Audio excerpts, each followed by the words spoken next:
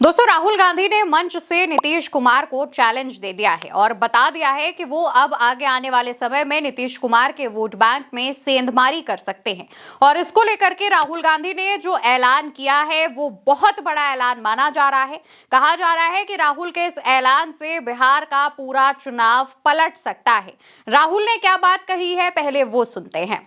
आज भी इस देश में अति पिछड़ा वर्ग है, दलित हैं, आदिवासी हैं, अल्पसंख्यक हैं, जिनको जितनी भागीदारी मिलनी चाहिए नहीं मिलती है। हम अति पिछड़ा वर्ग को एक विजन देना चाहते हैं। दरअसल दोस्तों, राहुल गांधी एक मैनिफेस्टो जारी करते हैं जिसका नाम है अति पिछड़ा न्याय संकल्प पत्र। ये बिहार चुनाव से पहले महागठबंधन का पहला संकल्प पत्र यानी कि मैनिफेस्टो माना जा रहा है।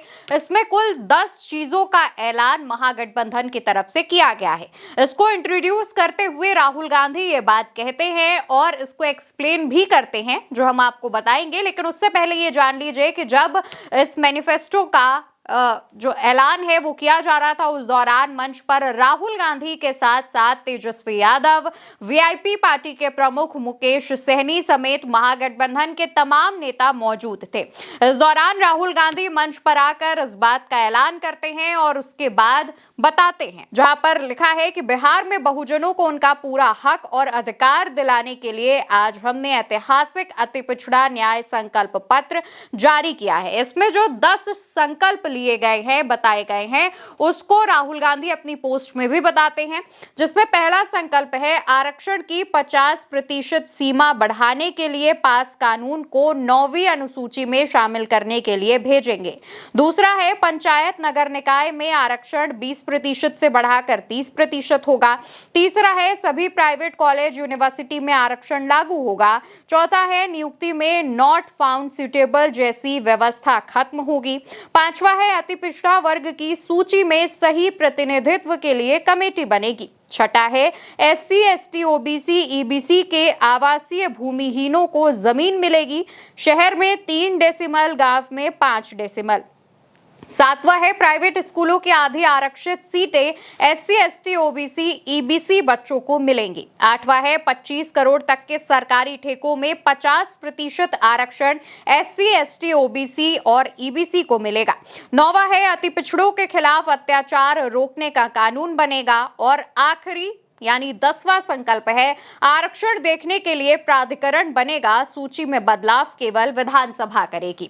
राहुल गांधी और महागठबंधन के तमाम नेता जब इस संकल्प पत्र को जारी करते हैं तो माना जा रहा है कि ये अति पिछड़ा जो समाज है उसके लिए एक बहुत बड़ी बात साबित हो सकता है, क्योंकि बिहार दोस्तों ऐसा राज्य है जहां पर OBC के अलावा अति पिछड़ों के लिए EBC शब्द का इस्तेमाल किया जाता है। अगर आंकड़ों पर बात करें तो EBC में कुल 112 जातियां आती हैं और ये जातियां ऐसी हैं कि जिनका बिहार में परसेंटेज कहीं कहीं 1% तो कहीं 1% से भी कम है। यानी कि EBC में ऐसी जातियां शामिल हैं जो लगभग विलुप्त होने की कगार पर है और उनका जो प्रतिशत है वो लगभग 2 से 2.5 और बहुत ज्यादा 3.5% तक ये जातियां हैं। इनमें से तेली, मल्लाह समेत कई सारी जातियां हैं। सिर्फ जुलाहों की जाति छोड़कर बाकी सारी जातियां 1.5 से 2 या फिर उससे भी कम है। दोस्तों, नीतीश कुमार कुर्मी जाति से आते हैं। बिहार में कुर्मी जाति का जो प्रतिशत है वो लगभग 2.87% के आसपास है। नीतीश कुमार पिछले लगभग 1 दशक से EBC समुदायों की ही जो पॉलिटिक्स है वो करते हुए आ रहे हैं और इसी वजह से वो मुख्यमंत्री की कुर्सी पर बने हुए हैं। माना जाता है कि महिलाओं के बाद सबसे ज्यादा नीतीश कुमार को EBC समुदाय से वोट मिलता है, EBC जातियों से वोट मिलता है। ऐसे में इस वोट बैंक में सेंधमारी करने के लिए राहुल गांधी ने अति पिछड़ा न्याय संकल्प पत्र जारी किया है। इसको जारी करने के दौरान ही राहुल गांधी ने नीतीश कुमार पर एक बहुत बड़ा हमला बोला था। 20 साल उन्होंने ये क्यों नहीं किया? 20 साल के लिए इन्होंने आपको अट्रॉसिटी एक्ट क्यों नहीं दिया? 20 साल के लिए इन्होंने कॉन्ट्रैक्ट्स में आपको रिजर्वेशन क्यों नहीं दिया? ये क्या कर रहे थे? एक ये आपसे वोट ले रहे थे और आपको यूज करके आपको फेंक रहे थे, दबा रहे थे। दोस्तों, राहुल गांधी कहते हैं कि पिछले 20 साल से नीतीश कुमार की यहां पर सरकार है, आखिर उन्होंने ये क्यों नहीं लॉन्च किया जो हम अब कर रहे हैं। राहुल गांधी इस पर सवाल उठाते हैं। इसको लेकर राहुल का एक पोस्ट भी सामने आता है जिसमें वो लिखते हैं, भाजपा चाहे जितने भी झूठ और ध्यान भटकाने की साजिश करे, हम अति पिछड़े, दलित, आदिवासी, अल्पसंख्यक और पिछड़े समाज को उनका पूरा हक दिलाने के लिए संकल्पित हैं। बिहार में अति पिछड़ा समाज को मजबूत बनाने और उनकी भागीदारी बढ़ाने के लिए हमने अति पिछड़ा न्याय संकल्प पत्र में ठोस वादे किए हैं। शिक्षा इन समुदायों की प्रगति का सबसे बड़ा साधन है, इसलिए इस क्षेत्र में उनकी पहुंच बढ़ाने के लिए विशेष संकल्प है। अब प्राइवेट कॉलेज और यूनिवर्सिटीज में भी आरक्षण लागू होगा। प्राइवेट स्कूलों की आरक्षित आधी सीटें SC, ST, OBC, EBC बच्चों को मिलेंगी और नियुक्तियों में नॉट फाउंड सीटेबल जैसी अन्यायपूर्ण व्यवस्था खत्म होगी। ये सिर्फ शिक्षा नहीं बल्कि अति पिछड़ों की बराबरी और सम्मान की लड़ाई है। यही है सच्चा सामाजिक न्याय और समान विकास की गारंटी। इसको लेकर के राहुल गांधी ने बिहार में भाजपा की सरकार पर भी निशाना साधा और मंच से नीतीश कुमार पर भी निशाना साधा। अब ये भी बता दें आपको कि नीतीश कुमार चौतरफा घिरे हुए हैं। एक तरफ भाजपा उनके नाम को लेकर के ये ऐलान नहीं कर रही है कि चुनाव अगर NDA जीतता है तो नीतीश कुमार ही मुख्यमंत्री होंगे।